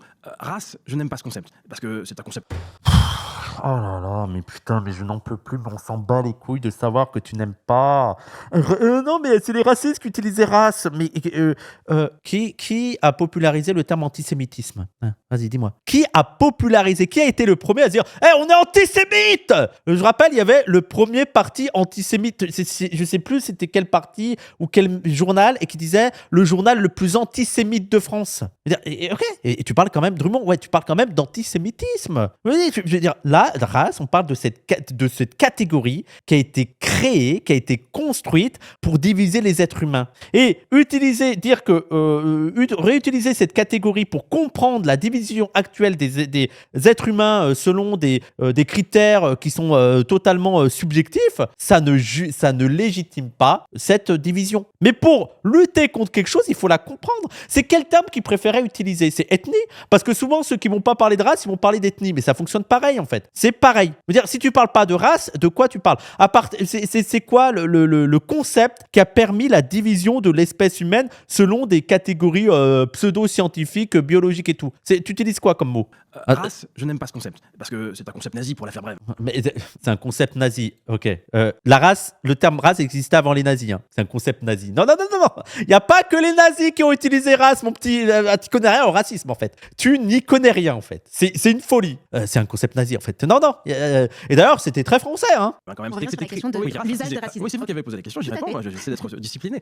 Donc, race, concept qui n'a pas été inventé par les nazis, mais c'est un concept nazi par excellence. C'est dans Mein Kampf, il faut remplacer la lutte des classes par la lutte des races. Mais moi, Non, mais. L'appel, le réductum ad Hitlerium. Si tu parles de race, c'est que t'es comme Hitler. Voilà. Non, mais c'est dingue. C'est nul. Mais c'est nul. Mais c'est le niveau. C'est leur champion sur l'antiracisme, lui. Si tu parles de race, c'est un peu comme Hitler et Mein Kampf, en fait. Hein. Vraiment. Allez, direct. Non, le niveau. je ne suis pas pour remplacer la lutte des classes par la lutte des races et je ne crois pas à la validité de la notion de race. Je n'aime pas ce mot. Racisé, Bon, c'est bon. Le gars n'a rien lu sur l'antiracisme politique. On est en 2026. Il y a le PCF qui est encore en mode non, mais les races, ça n'existe pas en fait. Ok. mais c'est une forme de progrès, si je puis dire, par rapport à l'enfermement dans race. Parce que du coup, on montre une forme de processus. Le problème, c'est quand Oui, non, mais super. Il se réveille. Le gars se réveille. on commence à dire que les gens sont déracisés ou cette personne est une racisée. Moi, j'ai horreur de ça. Je n'aime pas ça. Je trouve que c'est une manière qui, comment dire, est un peu. On retombe dans le problème qu'on voulait dénoncer. Qu'est-ce que je veux dire par là? Les vrais racistes, en fait, c'est les antiracistes qui parlent de noirs et d'arabes, alors que, en fait, il faudrait faire comme s'ils n'étaient pas noirs et arabes, en fait. Moi, je le dis en tant que noir. Voilà, moi, en tant que noir, je vais vous dire qu'il faut faire comme s'il n'y avait pas de noirs et d'arabes, en fait. Et tout serait réglé, en fait. Si on arrêtait de parler de race, le racisme disparaîtrait, en fait. C'est tout. Essayez devant votre policier, dites non, mais je suis pas noir, et vous verrez. Il ne pourra plus être raciste. Ah, merde, le gars n'est pas noir. Quand quelqu'un, pour prendre l'exemple d'Antoine Léaumont, quand quelqu'un vient me dire, effectivement, j'en ai eu pas mal dans ma vie, et puis c'est pas fini, mais t'es de quelle origine? Là, il me racise. À ce moment-là, je suis racisé par lui. Mais moi, si on me demande qu'est-ce que je suis, moi, je ne suis pas un racisé, parce que 3 connards, excusez-moi, me racisent. C'est leur problème. Ça va pas me... Mais si ça marchait comme ça. Mais en fait, tu n'es pas. Et c'est là où il est dans une position. Vous vous rappelez, il disait le problème de l'analyse idéaliste du racisme. Mais là, il est dans une position totalement idéaliste. Totalement idéaliste et abstraite. Il croit qu'il suffirait que les Noirs disent ah non, je suis pas noir pour qu'il n'y ait plus de racisme. Genre, les flics s'en tapent. Les racistes s'en tapent de comment tu te définis. Pour eux, t'es un noir, en fait. Pour eux, t'es un noir. Pour eux, je suis un arabe. Pour lui, c'est un asiatique. Ils s'en foutent, en fait. Que oui, et c'est que 3 connards. Oui, la racialisation, c'est juste 3 connards. Il y a 3 connards qui ont décidé qu'il était noir. Je veux dire, tu marches dans la rue. Et en plus, il faut lire Fanon. Lisez Frantz Fanon, peau noire, masque blanc. C'est tout ça. C'est comment, quoi que tu fasses, ta peau te blanchir autant que tu le souhaites. Et c'est encore plus prégnant quand t'es noir. C'est encore plus prégnant parce que les rebeux arabes, tu sais, parfois il y en a kabyles qui peuvent passer un peu blanc. Ça peut faire genre ah non, mais en fait, je suis blanc et tout. Noir, c'est là. C'est là. Tu peux faire ce que tu veux. Peau noire, basque blanc, c'est des pages et des pages de ça. Tu peux faire ce que tu veux. Tu vas être considéré comme noir. Tu ne peux pas échapper à cette racisation. Je veux dire, tu vas être traité par la société en tant que noir, peu importe la manière dont tu te considères. Et c'est ça le propre du racisme. Ils s'en foutent de ton individualité. Tu vas être traité comme n'importe quel noir. Tu vas être renvoyé à cette catégorie de noir, que tu le veuilles ou non. Ce gars vient parler de racisme sans rien avoir lu, sans connaître la théorie autour de ça. Définir Ça fait longtemps que le PS ne parle plus qu'aux bobos des villes et Mélenchon à la fraction radicalisée des quartiers périphériques. Moi, je parle au peuple. Ah oui, j'avais oublié cette citation de Roussel. Mais il parle de qui dans la fraction radicalisée des quartiers périphériques? C'est qui la fraction radicalisée des quartiers des périphériques? Non, mais... C'est pas parce que eux me regardent avec... Quand je suis tout seul chez moi, personne ne me racise, oui. Non, mais lui, il est marxiste, mais il croit que la volonté individuelle suffit à vaincre le racisme. Voilà, ça suffit. C'est juste moi, donc vous n'allez pas me traiter comme noir, et ça y est, tu ne vas plus être traité comme noir. Il n'y a plus de rapport de force, il n'y a plus de conditions matérielles, il n'y a plus d'institutions qui ont un traitement racial. Non, c'est juste, je ne veux pas. ces lunettes-là que ça va me définir moi. Donc moi, je ne suis pas un racisé, mais je suis racisé par des gens, ok? Oui, C'est ça. ben oui. Je ne suis pas racisé, mais je suis racisé par les gens, donc tu es racisé. Voilà. C'est la définition même de racisé. Tu es racisé par des gens. Et c'est d'ailleurs pour ça que je n'aime pas trop le terme racisé. Enfin, je ne vais pas l'utiliser. C'est pas que je n'aime pas le terme dans le sens où ce terme n'a aucun sens. C'est qu'il y a un truc passif. Racisé, c'est que c'est l'autre qui te fait ce processus-là. Il est réel. Il y a un processus de racialisation. Tu es racisé. Les Noirs et les Arabes ont été racisés et pas seulement racisés. Parce que les Blancs aussi, ils ont été racisés de manière inférieure, comme étant des catégories inférieures et dominées et comme étant des sous-hommes. Mais il y a un truc passif. C'est pas toi qui décides de l'être. Tu l'es.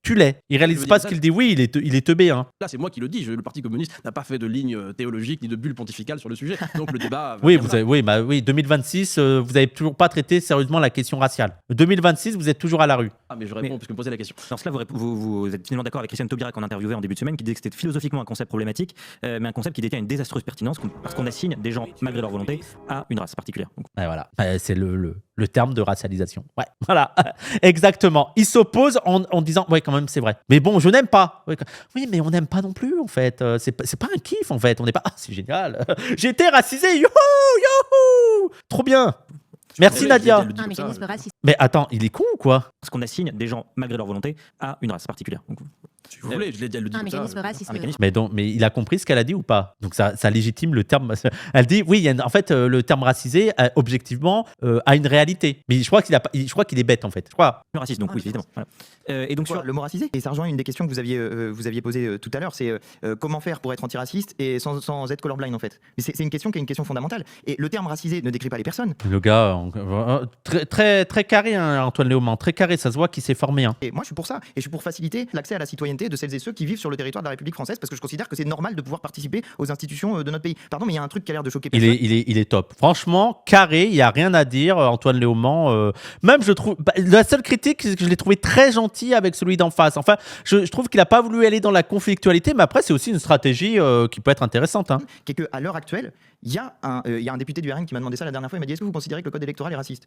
Il pensait que j'allais répondre non. Mais à l'heure actuelle, ce qui se produit, c'est qu'il y a 3 niveaux de citoyenneté. On peut être citoyen de la République française, on vote à toutes les élections. On peut être citoyen européen, on vote à toutes les élections locales, mais pas aux élections nationales. et européenne. Oui, et européenne, pardon. Donc encore le niveau au-dessus par rapport au niveau national. C'est quand même un peu spécial comme manière de faire. Et puis on peut avoir un 3e niveau de citoyenneté qui est étranger et vous participez à rien. Donc vous n'êtes pas considéré comme citoyen. C'est extrêmement choquant. Ça devrait faire réagir tout le monde qu'il y ait 2 niveaux de citoyenneté différents en fonction de si on est étranger européen ou étranger pas européen. Ça, c'est un élément de lutte pertinent contre l'extrême droite en disant: bah alors c'est quoi la différence si c'est pas le racisme exactement? C'est quoi exactement leur problème? C'est que en fait ce qu'ils veulent, mais ils le disent pas comme ça. Et c'est ça ce qui est décrit, ils le disent pas comme ça. Ce qui les intéresse, c'est la couleur de peau à la fin. Et c'est la raison pour laquelle des gens, y compris qui sont nés en France, y compris depuis plusieurs générations, sont assignés encore malgré tout à autre chose qu'à la France. Mais c'est pardon. Ouais, carré. Les gens, on va terminer sur ça. Il n'y a rien à rajouter. Hein. Rien à rajouter. Félicitations. Bravo Antoine Léaumont. Ultra carré et tout.